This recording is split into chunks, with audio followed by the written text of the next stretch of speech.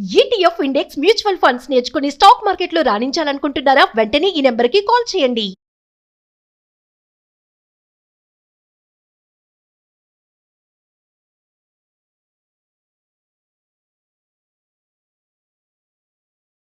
నమస్తే, welcome back to Suman TV. Present మనతో పాటు ఉన్నారు stock market analyst Sundararam Reddy గారు.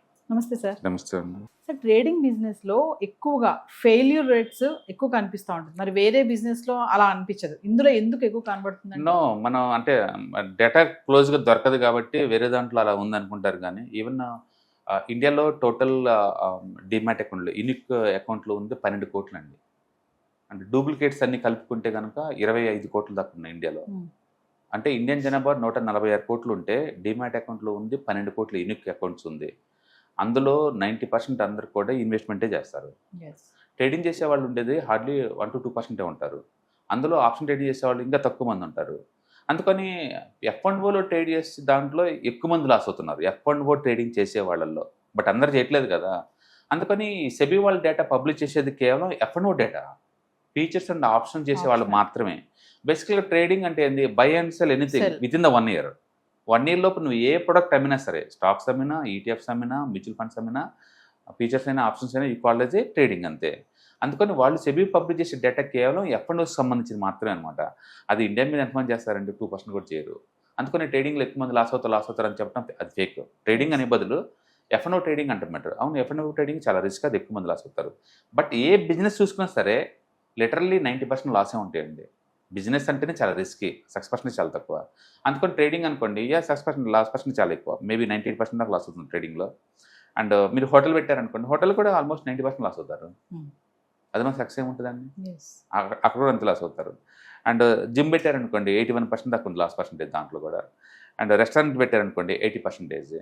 అండ్ కన్స్ట్రక్షన్ బిజినెస్ పెట్టారనుకోండి 70% లాస్ పర్సెంటేజ్. ఈ కామర్స్ పెట్టారనుకోండి లిటరల్లీ 90%. అండ్ కాఫీ షాప్ పెట్టారనుకోండి 85% loss percentage. And influencer agencies 85%. Logistic లేదా ట్రక్కింగ్ పెట్టారనుకోండి 80%. రిటైల్ స్టోర్ పెట్టారు 17%. అండ్ వాళ్ళు చాలా సైంటిఫిక్ డేటా బ్యాక్ టెస్ట్ చేసేసి కొన్ని వందల బిజినెస్ అనలైజ్ చేసినప్పుడు ఏంటంటే, నువ్వు ఏ బిజినెస్ అని పెట్టండి అంటే వాటిలో loss percentage literally more than 80% ఉంటుంది. అందుకని ప్రతి బిజినెస్ లాస్ ఉంటుంది. బట్ మనం ఎక్కువ డిస్కస్ చేసేది ఓన్లీ ట్రేడింగ్ గురించి డిస్కస్ చేస్తుంటాం. బట్ బిజినెస్ అంటేనే లాస్ పర్సెంటేజ్ చాలా ఎక్కువ. అంతెందుకు, ఇండియాలో మొత్తం ఐఐటీలకి ప్రిపేర్ అయ్యేది ఎంతమంది? జేఈ రాసేవాళ్ళు రఫ్గా 20 లక్షల మంది ఉంటారు ఇండియా మొత్తం మీద. జేఈఎస్కి రాసేవాళ్ళు, అందులో మెయిన్స్కి సెలెక్ట్ అయ్యే వాళ్ళు ఎంతమంది అంటే 2 లక్షల మంది ఉంటారు. 2 లక్షల మంది ఐఐటి సీట్లు మొత్తం ఎన్ని ఉన్నాయండి? 18,000 ఉన్నాయి. జస్ట్ 18,000 ఉన్నాయి. అంటే 18,000 మంది కోసం 20 లక్షల మంది ట్రై చేస్తున్నారు. 6% అంతే 1.2 అండి. 6% జస్ట్ 1.2నే. అప్పుడు ఫ్లాప్ పర్సెంటేజ్ ఎంత అంటే 98. మరి జేఈకి లేనిది ట్రేడింగ్ ఉండదు. అంటే ప్రతి బిజినెస్లో కూడా ఫ్లాప్ పర్సెంటేజ్ చాలా ఎక్కువ ఉంటుంది. So trading no exemption. But మనం ఎక్కువ డిస్కస్ చేసేది ట్రేడింగ్ గురించి అంటారు కానీ బట్ అలా కాదు. బట్ మీరు కేర్ఫుల్గా చేస్తే మేబీ ఎడ్జ్ ఉండాలి ఏదో ఒకటి మీకు. ఎక్స్పీరియన్స్తో ఎడ్జ్తో చేస్తే ప్రాబిలిటీ పెరిగిద్ది అంతే. సార్, ఏ బిజినెస్ అయినా మార్కెటింగ్ సరిగా లేకపోతే క్లోజ్ అయిపోతుంది అంటే చాలా ఉంటాయి దాంట్లో. బేసికల్గా బిజినెస్ అంటే 4Msని ఎవరైతే మ్యాక్సిమం వాడతారు, 4Ms అంటే అండ్ మార్కెట్ MBA ప్రకారం ఏంటంటే, ఒకటి M అంటే మనీ. మనీని నువ్వు ఆప్టిమం వాడాలి, వేస్టేజ్ కాకుండా. మనీని మ్యాక్సిమం వాడాలి, ఆప్టిమైజేషన్ అంటారు. తర్వాత మెటీరియల్ వేస్టేజ్ లేకుండా వాడుతూ ఉండాలి. తర్వాత మిషనరీ ఖాళీ లేకుండా 24 గంటలు వాడుతూనే ఉండాలి మిషనరీ. ఎందుకంటే మనం గ్యారెంటీ 5 years అన్నారనుకోండి, నువ్వు ఎలా వాడినా 5 years వరకు ఇస్తారు. మీరు డే టైం వాడుతుంటే కష్టం కదా, 24 గంటలు వాడుతున్నారు అనుకోండి, అది మిగులుతుంది కదా. ప్లస్ రెంటల్ మిగులుతుంది 24 గంటలు మిషన్ రన్ అవుతుంటే. అదే డే టైం ఒకటే వాడారనుకోండి, రెంటల్ ఎక్కువవుతున్నాయి కదా అది. And 4th one machinery men అనమాట. అంటే హ్యూమన్ మ్యాన్ పవర్ని ఎంత ఎఫిషియన్సీగా వాడుతున్నారు. అంటే ఒక మంచి బిజినెస్ సక్సెస్ అవ్వాలంటే material, human man power, money, machineries, ఈ 4టిని మ్యాక్సిమం ఖాళీ లేకుండా వాడుతూనే ఉండాలి. వీటి డెవలప్మెంట్ కోసం మనకి ERP సాఫ్ట్వేర్ డెవలప్ చేసింది అనమాట. అందుకని అన్ని బిజినెస్ సక్సెస్ అవుతాయి అంటే ఏదైతే ఈ 4టిని వాడతారో అది. ఏదైనా సరే ఎక్స్పీరియన్స్ లేకుండా ఏసీ రూమ్లో కూర్చొని ప్లాన్ చేసిన అట్లా ఫ్లాప్ అవుతాయండి. గ్రౌండ్ రియాలిటీ ఏంటంటే, మీరు ఏదైనా బిజినెస్ చేయాలనుకుంటే మీరు ఆ బిజినెస్ కొన్ని రోజులు చేసిన తర్వాత అప్పుడు ఒపీనియన్ రండి.